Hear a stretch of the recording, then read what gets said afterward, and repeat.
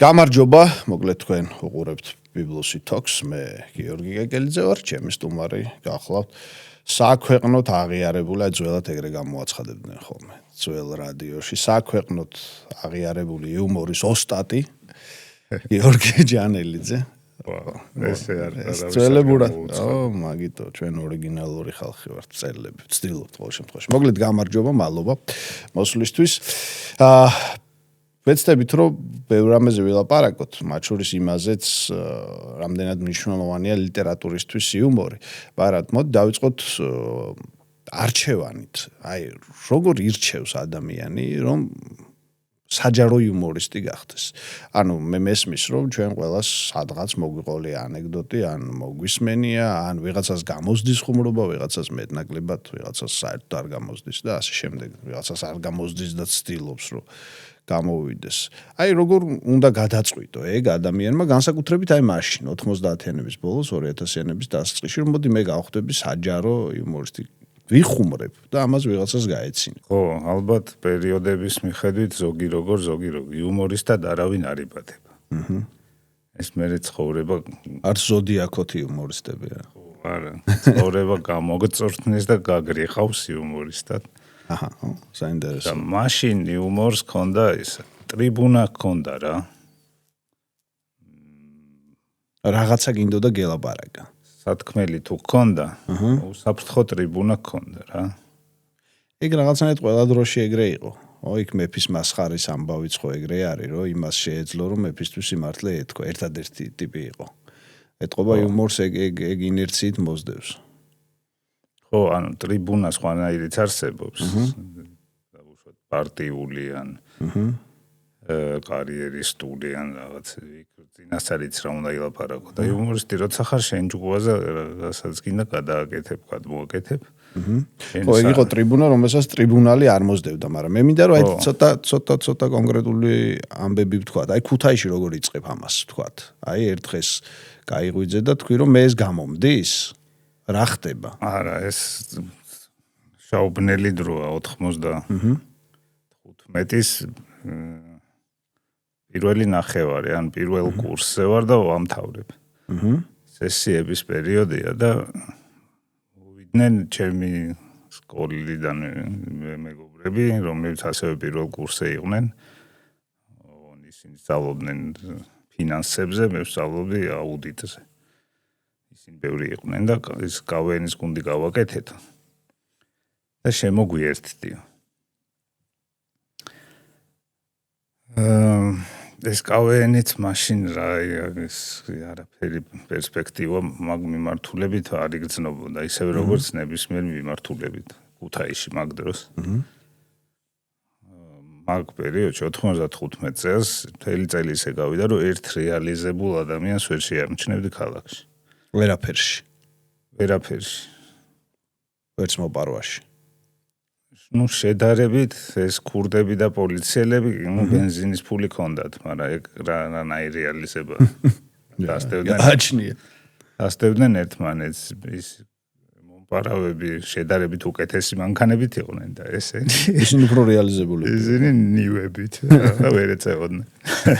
ამიტომ ეს ჩემი თაობის ბავშვები უფრო იმათკენ იყო. იმიტომ ვინც კარგი მანქანით არის ბავშვი იმისკენ არის. შეიძლება სასკოლო თემაში მაინდა-მაინც ეგ არ დაეწერა ერთხელ მახსოვს შენი ხუმრობა ფეხბურთელი შეიძლება დაეწერათ, მაგრამ გულში მაინც ხო იქით მიდიოდნენ, რასაც ხედავდნენ წარმატების მოდელად რა. ანუ ლოგიკურია ეგ.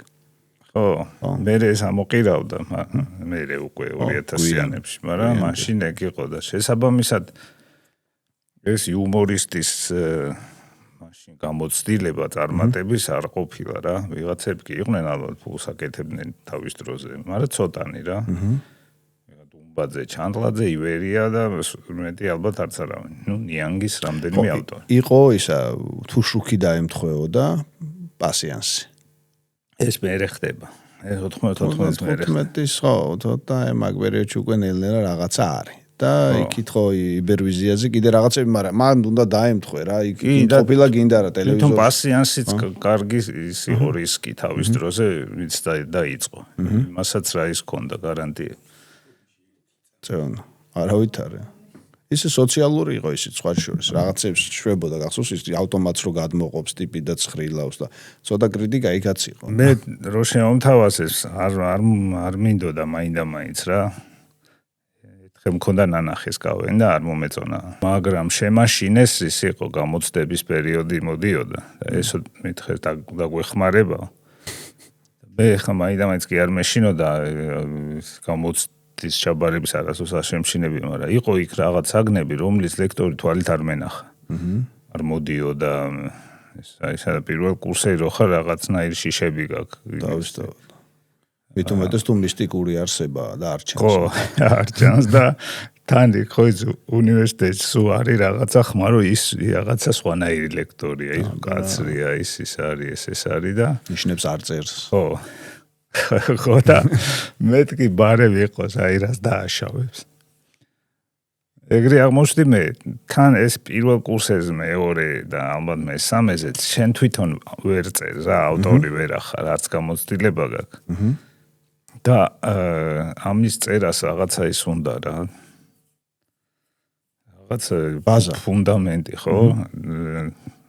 არა მარტო ცოდნი, შენ შეიძლება თვითონ ნაკითხი ადამიანი იყო, მაგრამ რაღაცა გჭირდება კიდე. სათქმელიც შეიძლება გქონდეს, მაგრამ გამოცდი, აი რაღაც ეს სამი ერთად თუ არ მოგროვდა. ხო, მithumetes საჯარო იუმორი ცოტა განსხვავებულია.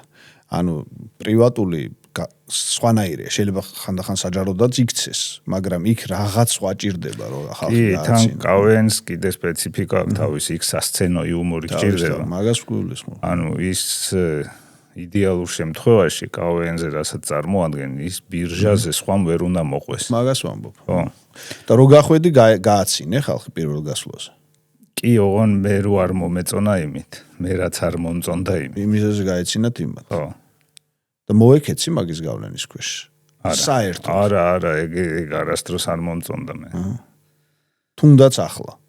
არც ახლა არ მომწონს. არც ახლა ვცდილობ არ მოვექცე, მაგრამ ხანდახან ანგარიში უნდა გაუწია. აბა ეხლა გარდაუვალეან. ხო. და მე როგორ აღმოჩნდი თბილისის, თქვათ, აი ამ უკვე ცნობილ ჯგუფებში. ეს კავენი აქ და ემთხვა კავენის დიდების პერიოდი, მე მალე ჩაესვენება. და ემთხვევა იმას. უვიზო რეჟიმს რო გააუქმებს რუსეთის. ერთად გაუქმდა ეგორი? ერთად გაუქმდა ეგორი. არის მიზეს შედეგობრივი კავშირი, იმიტომ რომ ეს ხო პოლიტიკური გადაწყვეტილება იყო და მაშინ დაიწყო ქართველების იგნორირება და აფხაზების წამოწევა. იმათ ჯგუფები წავიდნენ წინ. ერთი ყავდათ, მაგრამ იმან მოიგო ყველაფერი. ის არის კავენში ყველა დროის ყველაზე ტიტულოვანი გუნდი, სოხუმის. მესმის. ნუ მოკლედ ეგ გაუქმდა და იძულება გახდა, რომ რაღაც ახალი ფორმატები გაჩენილიყო, ხო? მათ შორის სატელევიზიო. მაგას ვერ დავაბრალებ, ეს ჩვენ დავამნებთ თამაშთან. მე კიდე ერთმა ორმა თაობამ წავა. მასე ახაც დამაშობენ. ეხლა მაგრამ ეგ არ ითვლება. ცადა ოღონ მანდ რა იცვლებოდა, იცი? რახან უკვე საბჭოთა კავშირიდან დრო იყო გასული, ყოველ შემდეგმა თაობამ უფრო უარესად იცოდა რუსული. აჰა. ჩვენც ხო გვიჭირდა ეხლა კითხვა-პასუხი. ეგ არის საერთაშორისო კავენის დროს, მაგრამ აქ ეს შიდა მანსანკანის დროს არ არის საჭირო. ხო, მე გეუბნები იქ, ამ რახან იქ მიდიხარ რაღაცა ის ხო უნდა კონდეს რაღაც სტანდარტ საკმაყოფილი. ჩვენ გქონდა გუნდში იყო ერთადერთი კაცი რუსული განათლებით, რუსული სკოლა ჰქონდა დამთავრებული, მაგრამ იმას სხვა პრობლემები ჰქონდა. ბაღში, სომხურში დადიოდა, უნივერსიტეტში ქართულში. და სამი ენა უნდა ცოდნოდა წესით, მაგრამ არც ერთი არ იცოდა. მაგრამ ყველა. ხო, ესპერანტოზე ლაპარაკი. ხო, რაღაცა ეგეთი და ჩვენს მერე თაობა რო წავიდა. დანარჩენმა რუსული ვიცოდით, ოღონ ზოგმა რეპეტიტორთან ასწავლე, ზოგმა სკოლაში, ზოგმა მანქანის ნომრების ასოებიდან და ზოგმა უნდა არასააზროვნო, ხა იქ უნდა იაზროვნო ამ ენაზე, უცებ გააწყვეტილება მიიღო მე. ხო, სააზროვნოც ვიცოდით, ხო, ისე დაემთხვა, რომ იმ წლის ჩემპიონ გუნდს კითხვა-პასუხში მოუგეთ, მაგრამ ეს უფრო გაგვიმართლა. იმიტომ იქ კავენზე არ ვიცი თუ არა შენ არის რაღაც მესუმეშინია და ეგეთ რაღაცები. არის თასის პრინციპი, როცა ერთი დღიანი ტურნირია, იქ მაყურებელი სვამს ხოლმე კითხვებს. გუნდები ერთმანეთს კი არ ეგეთი მაქვს.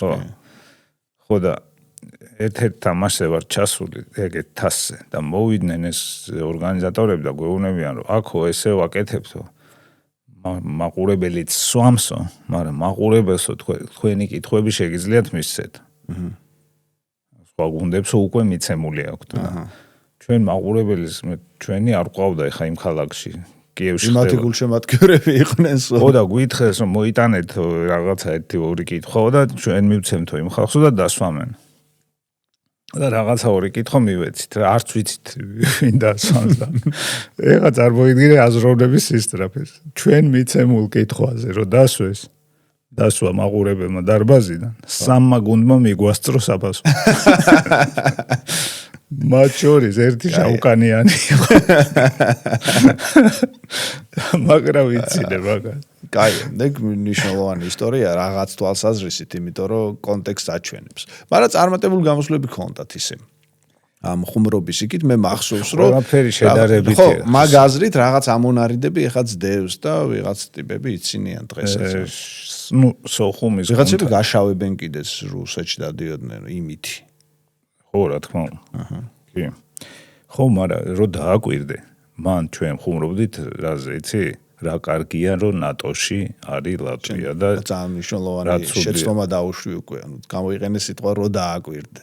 ის ხალხი ვინც თქვენ გაკრიტიკებთ, ზირთად არ აკვირდება ხოლმე. არ აკვირდება, მაგრამ ვინც იმას უჯერებს და საქმის არსში უნდა გაერკვიოს, დააკვირდეს ის. კაი. იმიტომ ის არ დააკვირდება. ხო, ჩვენ იქ რო ჩავდიოდით, ლაპარაკობდით ჩვენი სათქმელი იყო ეს, რომ ნატოში რა კარგია რო არის ლატვია და რა ცუდია რომ ჩვენ არა ვართ. და რა კარგი იქნებოდა რომ ჩვენც ვიყოთ. ეხა ეს რო თქვა მაგარხზე. ქართველს კი არა. იმეებს ჭრიან უკვე.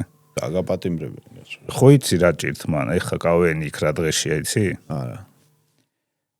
ჯერ გაურკავენს არ უყურე. ეხა გეტყვი რა დღეშია. როგორც ტელეპროექტი.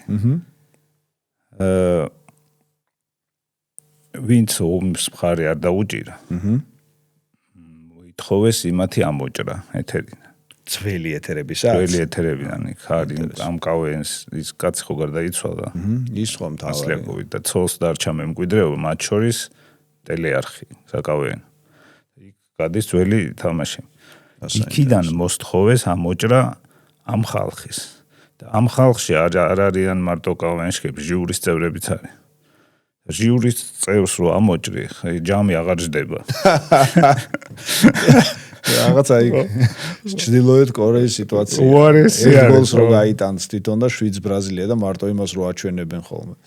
ხო და ოღონდ იქ შეგიძლია კორეადამ მთლიანად გააუქმებენ, მაგრამ აქ თან არა უქმებენ მთლიანად. იქ კერძო ის არის. როგორც საბჭოთა კავშირი იყო ბოლო უკანა მეორე ნახევარი რა, ისეთი მოჩვენებითობის. ხო და ეგეთ დღეში არიან ვიღაცები გაქცეულები არიან, ვიღაც ჯერ გააქციეს, მე საქმე აღუძრეს და ასე შემდეგ ვერ ჩადიან თამაშები, ჟიურის წევრები და რაღაც ესეთ სიტუაცია. ხო და მე დავიწყე იცი რომ ჩვენ ეს პრობლემა რო ქონდა ენის. ხო, ნელ-ნელა გადაიწყეთ. ჩვენს შემდეგ თაობამ უკვე პური როგორ არის რუსულად ეგეც არ იცოდა. და ყოველი შემდეგი თაობა მიდიოდა ამ მხრივ დეგრადირების. ანუ იმის შემდეგმა საერთოდ არაფერი არაფერი ხო და ის კონდა სცენარებს ყიდულობდნენ და ასეთ ცდილობებიც იყო, მაგრამ გამოთქმა წაკითხვა. ხო, ეხლა გეტყვი. ეგეთ სპეციალური კაცი არსებობდა. ხაურ ქართველებს იმატებდნენ. ეგ ნაწილი არ ვიცოდი. ეს ახლა ბოლოს უკვე 2010-იანებში. ჩვენ გვიან დაგჭირდა თორე იყვნენ იქ გუნდები, მთლიანად ესე მსახიობებისგან იყვნენ დაკომპლექტებული და სცენას ყიდულობდნენ. მაგარია. ხო, ეს კავენი თავისებური ფენომენი იყო სხვა შორის იმსეთი მასობრივი ძალიან, იმიტომ რომ ყველა სკოლაში იყო რაღაც ფორმით მოდებული ჩემს ბავშვობაში. აი ესეთი მე ვსუ მეშინოდა ეგ მაგის და რასადროდის და ვერაზურს ვერ მონაწილეობდი, იმიტომ რომ ესეთი რაღაცები რაც უნდა ცოდნა მქონდეს რაღაცაში, მაინც მაშინებს რომ ვიღაც მოდის და გეუბნება რომ ამდენ ხანში უნდა თქვა. და აი შეიძლება აგერ მეწეროს, მაგრამ ეს ამდენი ხანი ხო, ამდენი ხანი მაბნევს. სუბიექტური გულშემატკივარების იმათი და ესა და შორიდან უყურებდი, მაგრამ სუ არსებობდა ეგეთ სპეციფიკური ხალხი, რომელშიც რაღაცნაირი არაჰიგიენური ხალხი. ჟიურიში იყო ორი მასწავლებელი და სამი მშობელი. გასაგები. ანუ ეს კიდე აკადემიური დონე არა უშავს. აკადემიური დონე იყო შენარჩუნებული, ოღონდ არა აკადემიური მისწრაფებებით.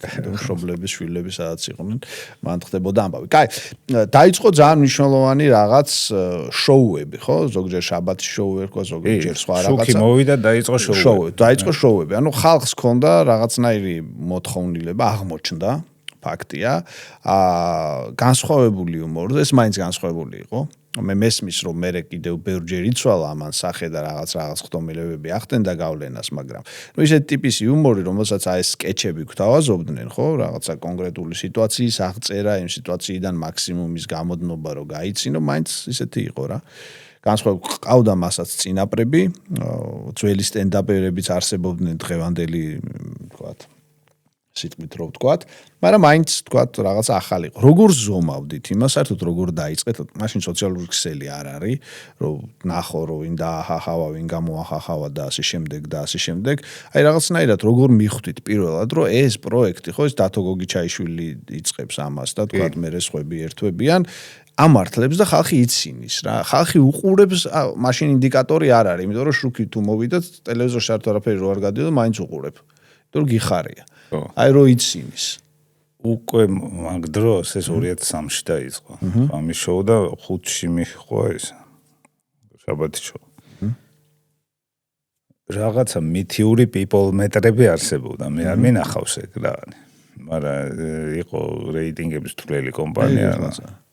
ეხაც არის ხო, მაგრამ მაშინაც უკვე იყო. კი. რომელიც რაღაც ოჯახებში აყენებდა ტელევიზორზე იმას, ფიქსატორს სად იყო გადართული. ამ ხალხს აჩუქრებს აძლევდა რომ ეს არ დაზარებოდათ ამ ფიქსატორის ჩართვა გადართვასთან ერთად. თანა კონსპირაციული განწყობის ხალხიც არ უნდა ყოფილიყო, რაღაც მოსასმენია. ხო შეიძლება იგი ყოფილიყო. ხო, ამიტომ ჩუქნიდან საჩუქრებს. ტელევიზორიდან გიყურებენ აქეთ. იეზუიტებს რო რელიგია შექონდათ კუნძულებზე რაღაცა ეგრე გაგვდაწყებული. ხო და იმის რეიტინგები მე მოდიოდა და დიდი რეიტინგი ქონდა მართლა.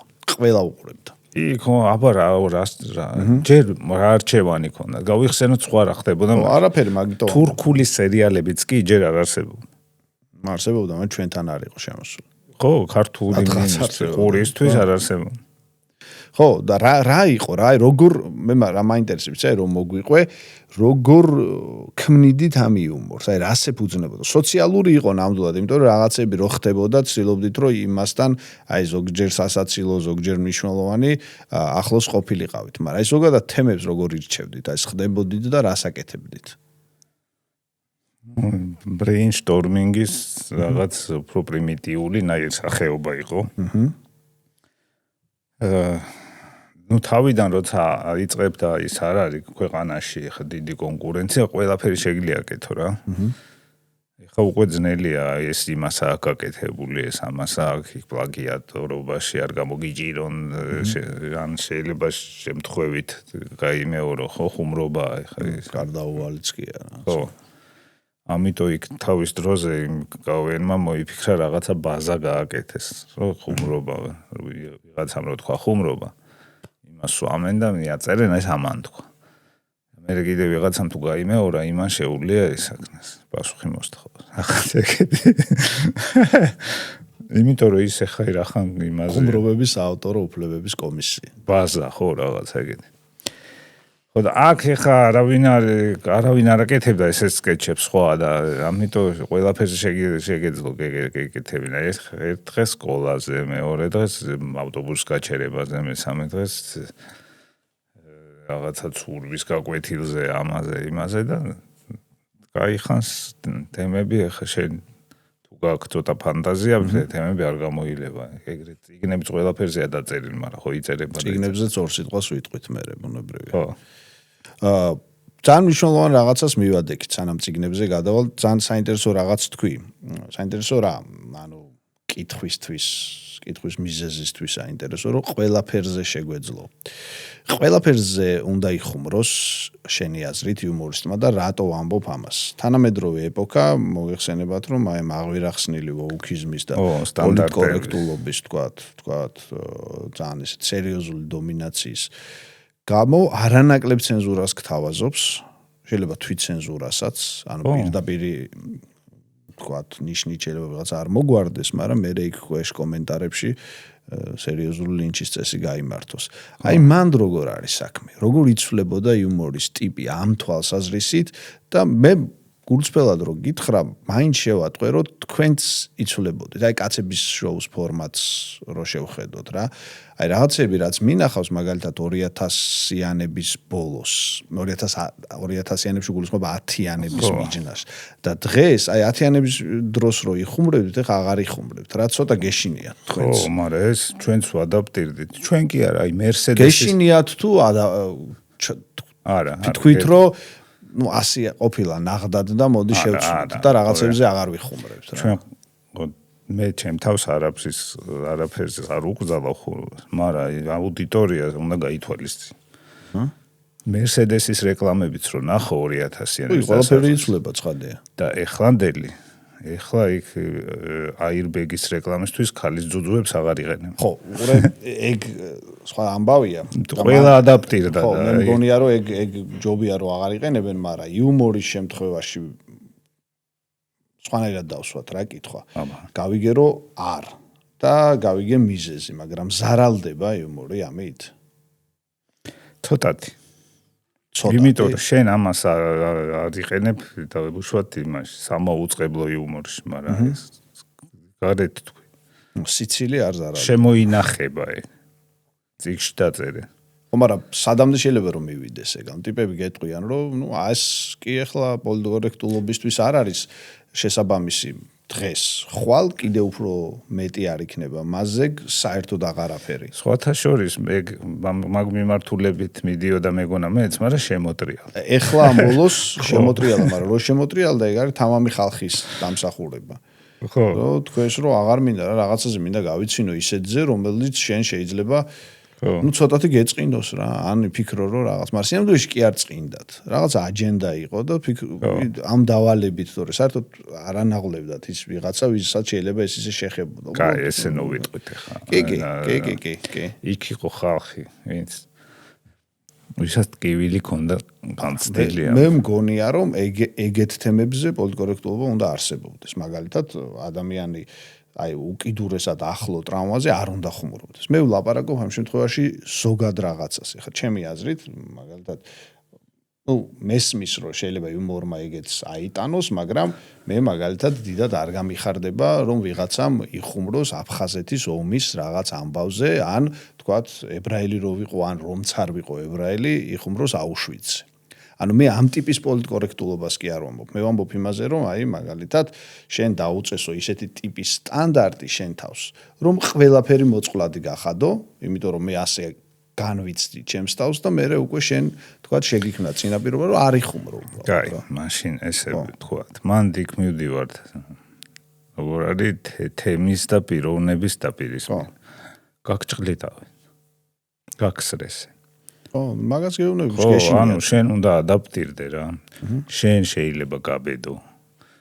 ახან იუმორისტი ხარ, ცოტა თავშტვინი ხო გაქვს, ეზოპეს ენა გამოიყენო, ესე მოუარო, ისე მოუარო და სათქმელი თუ გაქვს, მოახერხებ და იტყვი. მაინც იტყვი. შეიძლება ნაკლებად გაეცინოთ, მაგრამ იტყვი. ხო, მაგრამ იცი რა, ეს მარტო ჩვენთან არ არის ეგ ხა ის. არა, რას ამბობ. სხვაგანსაც უსასტიკესად. ხო, შარლი ებდოს ამბავი იყო, იუმორისტებმაც ხო ნახეთ.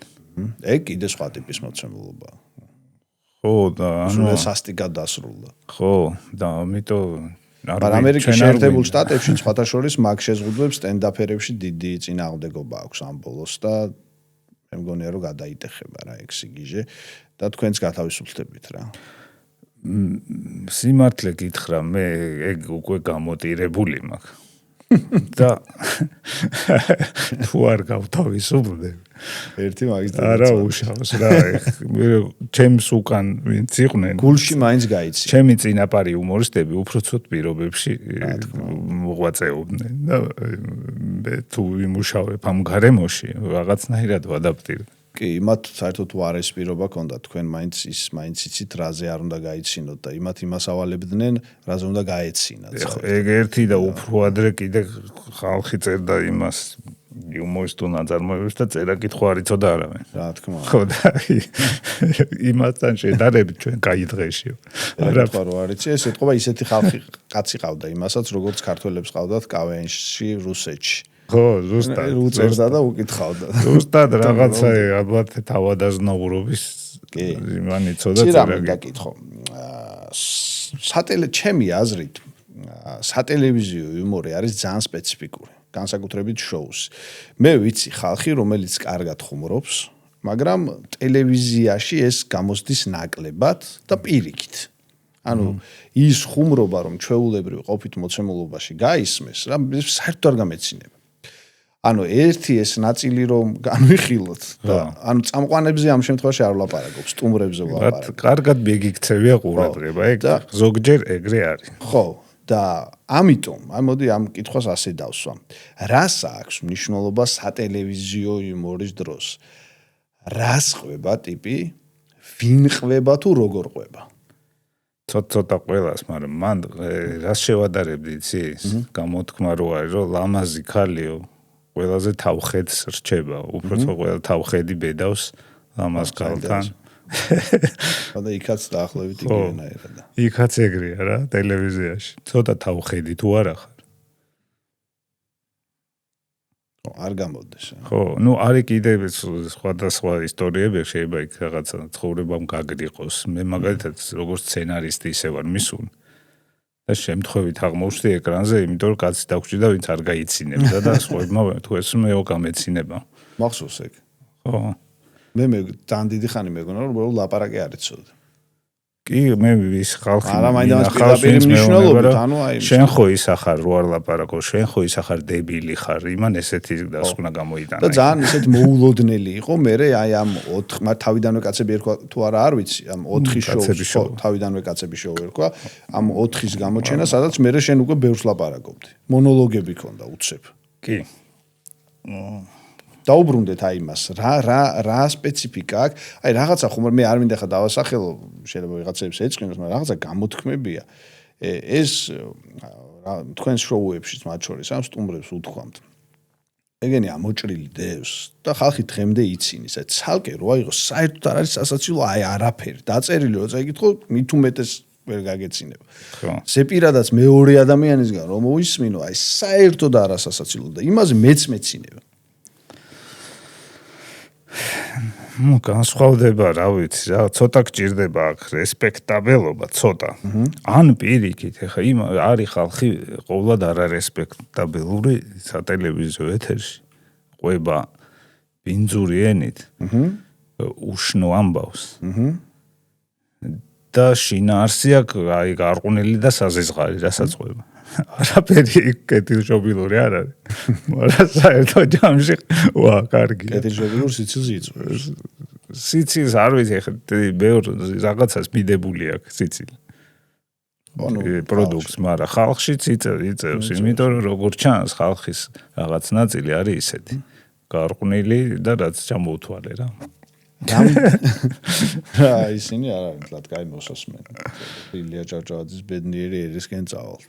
მარტო ჩვენ არა ვართ, ყველგან ეგრე. მე ზოგჯერ სხვაგან შეიძლება უარესი. გერმანულ სტენდაპი ერთხელ დავიწყე და გული ამერია, აი ბოლომდე ვერ მოусმენ. ხო, ეს სტენდაპ კულტურას როგორ უყურებ? ნუ ისა რომ მოიტანა რატო? რომ კლუბში აღმოჩნდეს ესო ძველი ფენომენი რეალურად და სხვა ფორმა ქონდა უბრალოდ და საბჭოთა კავშირის დროს ძალიან ბევრი ზოგიერთი მართლა ძალიან ნორმალური ქართველიც და არაქართველიც გამოდიოდა და აი ესე რაღაცებს ყვებოდა რა. მაშინ კლუბი არ იყო, მაგრამ შეიძლება ფილარმონიაში, ხო, ძალიან ახალი ფენომენი ეგ არ არის, მაგრამ დღეს თითქოს რაღაცა იუმორის თავშესაფარი გახდა, თუ მეტნაკლებად. რახან ამერიკაში ბევრი ფულია და იქ სტენდაპის კულტურა იქაც მივიდა, მე იქიდან მოვიდა აქაც წელიწადში. ფულიანად არა. ქართულ ენაზე იქ ფულს არ გამოატანენ. მე იქ რო წავა დაღმა 10 წლის მერე აქაც წავა. ამერიკამდე კაცო ის არის ოლიმპიადებზე გამოდიოდნენ ადრე ძველ საბერძნეთში და კი მართალია უფრო ტრაგედიებს ყვებოდნენ, მაგრამ რაღაც პერიოდის მერე ესეც წესი იყო 3 ტრაგედია უნდა წაიკითხა ავტორს და 2 კომედია და ანუ ისიც სტენდაპია ერთგვარი. თავისთავად. კი, თან ის როგორც წესი ერთხელ ხდებოდა და სრული მობილიზება ჭირდებოდა წამკითხველს, იმიტომ რომ იმის მეტი აღარ ქონდა საშუალება, რომ იგივე გაეკეთებოდა. 4 წელი თუ რაღაც. დიდი ხან ლოგის ამუდამ. იკავენიც მაგის პირმშო არის. ყველანი ბერძნებიდან ამ თვალსაზრისით მოვიდოდა. რა მინდა კითხო? იუმორი, ანუ იუმორს ახლა ზოგადად კითხულობ, ბერდება, კონტექსტურია? ანუ რაღაცა რაზეც 10 წლის წინ ტიპს გაეცინებოდა რა. ხო. დღეს სიტუაციურად თუ იგივე არ ხდება, შეიძლება არ გაგეცინოს. იცი რა, რაღაც სიტუაციებში მკვდარი რო გონია ცოცხლდება ის. აჰა. მაგალითად ომი რო დაიწყო, რუსეთმა რო დაბომბვა დაიწყო 2008-ში. რამდენიმე სხვადასხვა რეგიონიდან გაცოცხლდა ერთი და იგივე ანეკდოტი. რომელი თუ რა არის? გეტყვია, რო ისა ჩვენ ქალაქსო გადმოუფრინეს. დაბომბილი ეგონათ. და არ დაბომბეს, დაბომბილი ეგონათ. გამიგია გურიდან, რაჭარიდან. ხატაურზე გამიგია მე ოდეს ხო, მე გამიგია 1-6 სხვადასხვა. ო, ზურგეთზეც. ქალაქი. ანუ ის მკვდარი ანეკდოტი გაცოცხლდა. ანუ სიტუაცია თუ შეიცვლება, მკვდარი რო გონია, ისინიც გაცოცხლდება. ო, ეგ ძალიან საინტერესო ამ კითხვაზე რომ ვფიქრობდი, მახსენდებოდა დიდწილად ეს პოლიტიკური ანეკდოტები რა, ნუ საბჭოთა კავშირის მიწურულს ამ ბევრი იყო, ზოგს რეიგანი ამბობდა, ზოგს თვითონ საბჭოთა კავშირში ამბობდნენ. დღეს შეიძლება, ნუ მაინდა-მაინც თუ ის ამბები არიცი, ვერ მიხვდე რა, ხა კოლმეურნეობაში რაღაცა სხვა რმა თქვა თუ ძროხამ არ შემიყო, ვერ მიხვდება თანამედროვე თაობა. მაგრამ სიტუაციურად თუ დაახლოებით იგივე ეს ამას უკვე ახლა დავეწიე შე რომ ხო, ზუსტად ეგრე, ხო. შეიძლება თქვა უპრობლემო გაცოცხლდება ვიღაცას, ვისაც ის მეხსიერება აქ ის იტყვის და მე უკვე ახალ თაობაში ხდება პოპულარული, იმათ შეიძლება სხვა რახსოვდეს. უნივერსალური არსებობს. აი რაღაცა ამბავი, რომელიც ისეთ მოდელზეა დაფუძნებული, რომ სულ გეცინება რა. არა, იცი როგორ, ხუმრობა არაფერზე არ არსებობს. ხუმრობა რაღაცაზე უნდა იყოს, ან სტერეოტიპზე, არა, ის რაღაცა, რაზეც სულ გეცინება რა. აი ბანალურ რაღაცას ვიძახი რა, ანუ 100 ხინგალი ერთ ხორი ხო არ ვარ რაღაც. აი ეს მოდელები ხო, რომელიც არსებობს, რომელიც სულ იყო. და შეიძლება ინტერპრეტაცია გაუკეთო უბრალოდ რა და სხვა რაღაცას მოარგო. ხუმრობა ხო მალფუჭებადი რაღაცა. ანუ აი ის გამოთქმა რო არის პოლიტიკოსებზეა, მაგრამ იუმორზეც ზუსტად ისეა. შეგიძლია ყველა მოატყუო ერთხელ, ან ერთი მოატყუო ბევრჯერ. ყველას ყოველთვის ვერ მოატყუებ. აი მან ტყუილის მაგ ციცილი რო ჩასვა, ყველა გააცინო ერთხელ შეგიძლია, ან ერთი გააცინო ყოველთვის. მაგრამ ყველას ყოველთვის ვერ გააცინებ. შენ უნდა ისაქნა მოიგონო ახალი ხერხები და ახალი თემები და ახალი სათქმელი და ახალი ფორმები. და იძლევა დღევანდელობა ამის საშუალებას. შემჩნევა უნდა ნიჭიერი თუ ხარ შეამჩნევა ყოველთვის სამყაროში სადაც არაფერზე გაზიარებ საერთო პასუხი არ გვაქვს. იქიდან დაწყებული როგორ შეიქმნა სამყარო ყველაფრით გაგრძელებული და ესეთ პოლარიზებულ გარემოში როგორ ვერ შეამჩნევ იმას სახუმარო თემას. თაობები როგორ იცვლება იუმორში? აი მაგალითად თქვენ თვლიდით ვინმეს მემკვიდრეთ თავს თუ სრული პროტესტი იყო ეს და პირიქით იქით თუ არის პროტესტი იყო იმისთან ბევრი რამის მიმართ, მაგრამ იუმორში ჩემი რამის არის კონკრეტული იუმორისტული სკოლის მიმართ რაღაც, ხო? გეტყვი. მაგათ მე ქუთაისურის არ მომწონდა რა. ქუთაისში იყო ორი უმაღლესი სასწავლებელი იყო. ტრადიციული, ბოლო 50 წელი სანამ მე ჩავაბარებ. იყო პედაგოგიური, სადაც გოგონები სწავლობდნენ, იყო ტექნიკური უნივერსიტეტი, სადაც ბიჭები სწავლობდნენ და დიდწილად არა ქუთაისელები რა. ოდვინე მარი ფიქრობს, რომ იქ აკრძალული იყო გოგოს სწავლა და პირიქით, უბრალოდ ესე ხდებოდა. არა, კაცო, დედაჩემიც იქ სწავლობდა ტექნიკურ უნივერსიტეტში, დედაჩემიც გპ-ში. უბრალოდ აქ მარტო გოგოები სწავლობდნენ ხოლმე. ეგრე აბარებ. ხო. და ყავენ ესენ საერთოდ არ თამაშობდნენ ეს პედაგოგიური ინსტიტუტი. და ისინი იყვნენ ამიტომ კანონმდებლები და ის რაღაცა ისეთი იყო რა. სცენაზე რო ოფლიანდებით ყვილა, რაღაც ზედმეტი ენერგია, რაღაცა ესე. ეს მე არ მომწონდა, არ მესმოდა რა საჭირო იყო და მაგის მიმართ მე მქონდა პროტესტი. მაგრამ ჩემი თაობის კავენში კი ყველა ნიჭიერი უნიჭო მომავალში ვინც დარჩა, ვინც სხვა სფეროში გადავიდა, ვინც გალოთდა, ვინც ესქნა და ვინც ისქნა, დუმბაძის ის იყო ყველა. პატივის მცებელი და იქიდან ნასაზრდოები. საინტერესოა. კითხულობდით, ესე იგი. ჩემი თაობის ისა ძირითადად კი თუ ეხლა სათვალიანი ტიპი არისო და სახში არ უკრძალავდნენ ბავშვობაში კითხვას, დუმბაძე ყველას ჰქონდა წაკითხა. პოლიტკორექტული ხუმრობა. არა, ესეთ კონკრეტული ადამიანები ვიცი. მესმის. უყურებ. ჩემი და იყო ეგეთი რა სკოლაში. 90-იანების რეალობა, ხო? თითქმის რა ერთად. რეალურად არაფერი არ ხდება. წიგნები როგორ შემოდის შენ ცხოვრებაში, ანუ აი მაგალითად, გაიხედე, გამოიხედე, ირგვლივ თქვათ, ჩაბნელებული ქალაქია, სხვა რაღაცეების წახალისება იოლად ხერ ხდება სამყაროში და შენ მაინდამაინც ამის სურვილი არ აგაქვს, ხა რომ ძველი ბიჭობა გინდოდა ოდესმე. არა. ხო და აბა მაშინ სისხლიანი ამბები, პოლიციელობა ძველი ბიჭობა. სისხლიანი ექიმობა არ მინდოდა. ხო და არ მინდოდა. არ გინდოდა. ექიმობა არ გინდოდა, პოლიციელობა არ გინდოდა, ძველი ბიჭობა არ გინდოდა. აი ეგ სამი არ მინდოდა. დარჩა წიგნები. წიგნები რას კითხულობდი ბავშვობაში? საბჭოთა კავშირში რაც გამოიცემოდა იმას. ხო, რა იყო შენი ბიბლიოთეკაში? აი რა ვიცი, ჯერ ალბათ სოფლიოს ზღაპრები. ხო. მერე მარკ ტვენი, დუმბაძე. ნო, მანდაც იუმორი ორივეგან საკმაოდ კი, მაგორით დავიწყე მე. ზღაპრებს უფრო ალბათ მიკითხავდნენ. თუ მიკითხავდნენ, ისიც საკითხავი ხა. პატარა ვიყავი, არ მახსოვს. ო, მარკ ტვენის განსაკუთრებით მოთხრობები არა, მარკ ტვენის იუმორი ძალიან ისა ჩემზე ძალიან გავლენა, რა თქმა უნდა. სტილურად ისე იგი სხვა შორის გეტყობა იქ. ეგ ხაზია. კი და თან მაგარი კაცია ეს მარკ ტვენი რა, არც ისე ძველია და არც ისე ახალი და აი ძალიან ბევრ მხრივად დასაფასებელი კაცია კოლეგებისგან. ძალიან მაღალი დონის იუმორი. დუმბაძე? ნუ დუმბაძე არის რა, იცი ხა ბავშვი რო ხარ, შენ სამყარო როგორ მუშაობს იმ ქვეყანაში, სადაც ცხოვრობ. მე დუმბაძისგან ვიცი რა. თანამდებობებზე ხალხი რო არ ასაკეთებს, მაგალითად სტუდენტები, სტუდენტობა რა არის, მაქიდან ვიცი, იმიდან. ევროპა როგორ შემოდის საბჭოთა კავშირში? ფანტასტიკური მოთხრობა ზუსტად 8 საათზე. ფანტასტიკური. ო, მზიანი ღამიდან ვიცი, სტუდენტობა რა არის. ეკონომიკურ კურსზეც რო ჩავაბარე, ცოტა მაგის გავლენაც იყო, იქ ეკონომიკის ფაკულტეტის სტუდენტები არიან ისე. გახსოვს? ეკონომიური. მაშინ ეკონომიური. ამ წიგნები გავლენას ახდენ. ისე იუმორისტი უნდა კითხულობდეს. და საერთოდ აი ეს ფენომენი, ეს საკითხავი იუმორი თუ შემორჩა. და გახსოვს გაზეთის უკან იყო ხოლმე ანეკდოტები.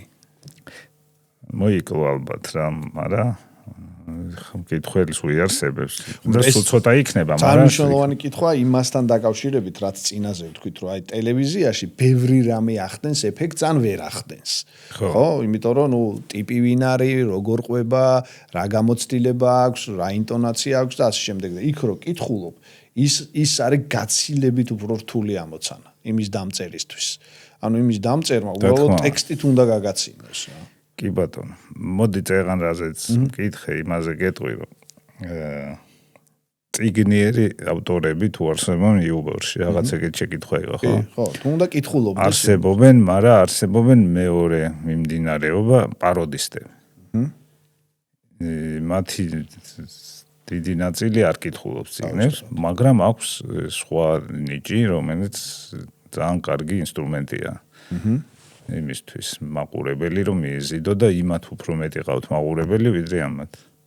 შესაბამისად, ახლა მკითხველიც თუ ცოტა ესეთ მკითხველისთვის განკუთვნილი ოღონ არა წასაკითხი იუმორის მცვენელი, ისიც ცოტა დამფასებელი. თავისთავად. და პაროდისტი ყველასთვის გასაგებია, ხა ამათაც მოსწონთ პაროდიები თუ კარგად გაკეთებული. თავისთავად, თუ კარგად გაკეთებ, შესანიშნავია.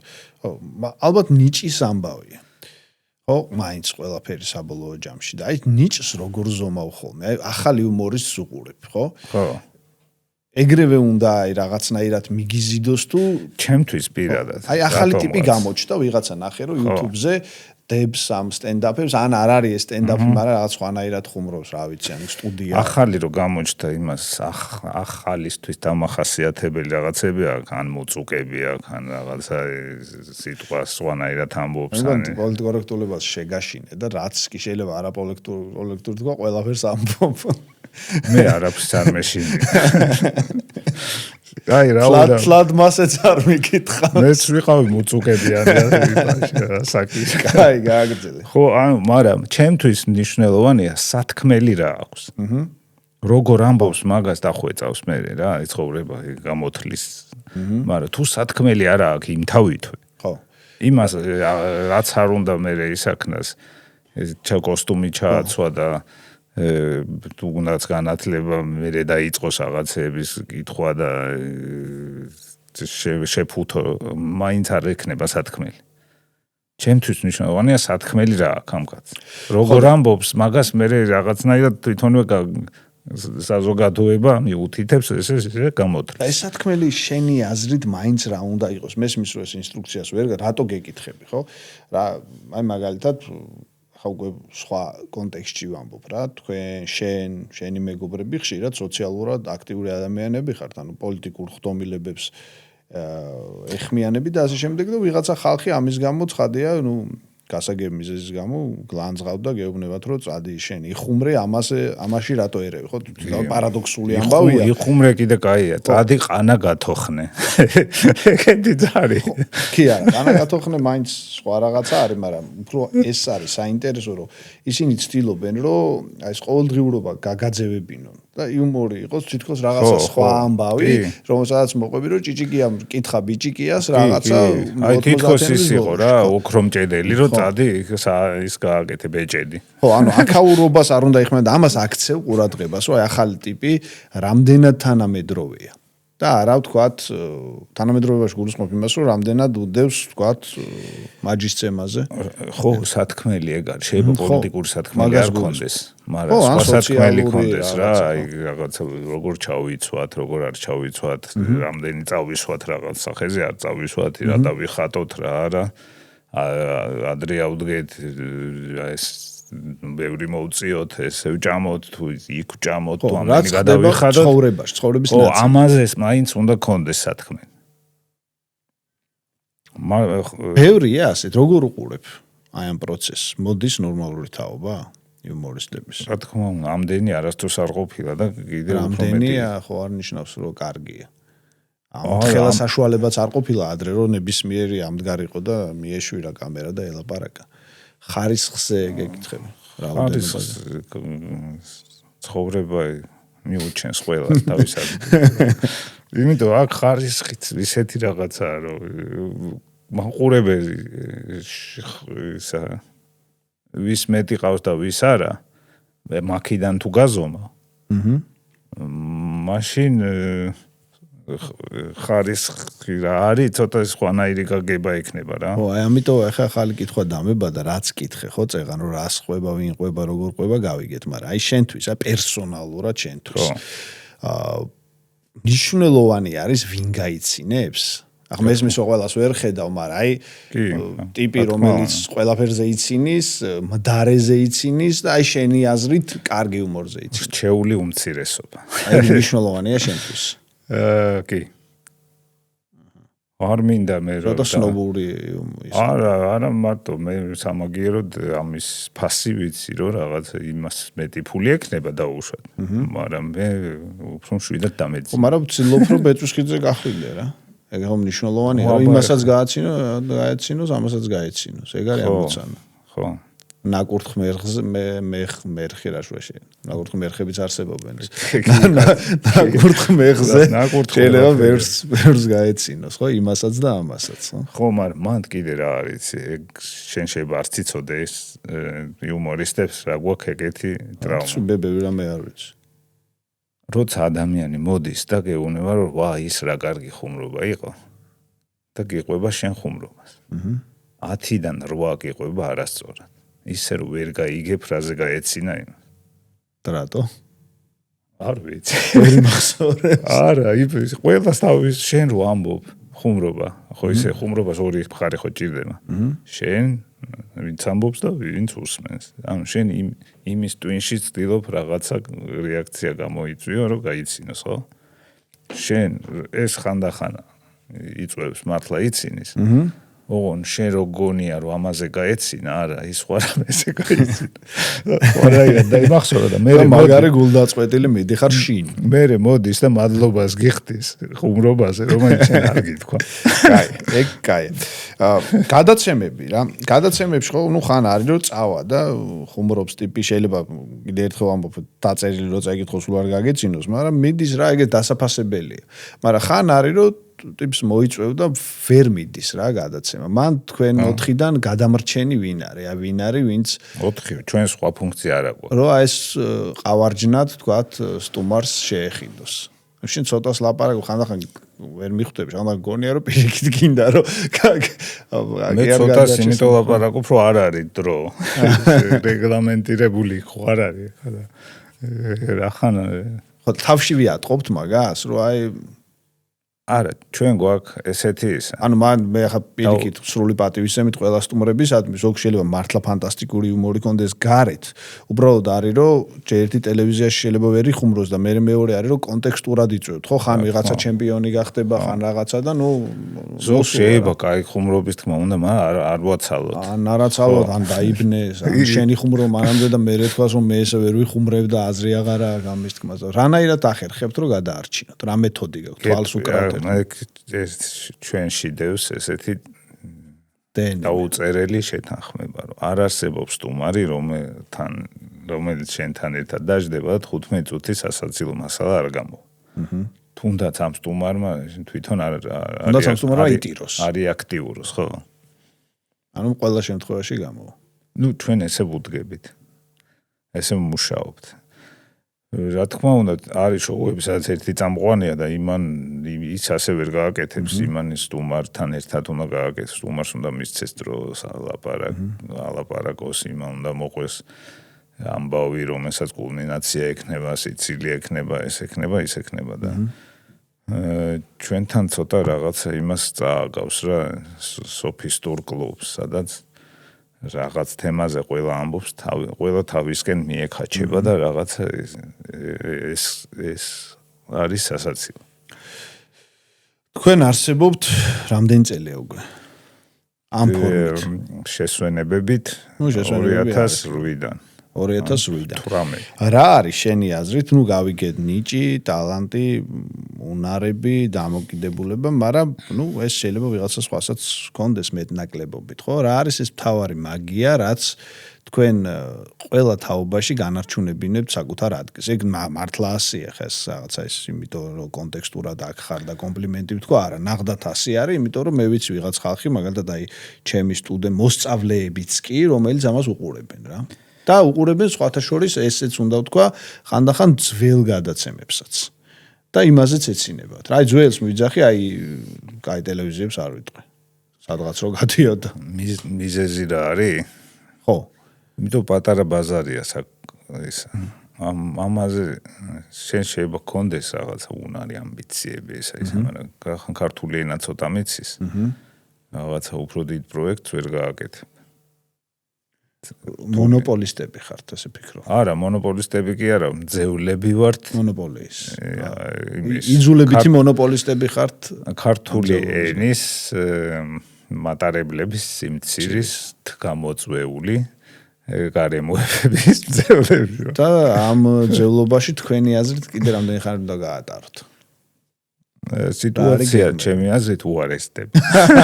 სუიქნებით. ხო, ქართული ცოდნეთა რაოდენობა არის მათეს ციკლებს.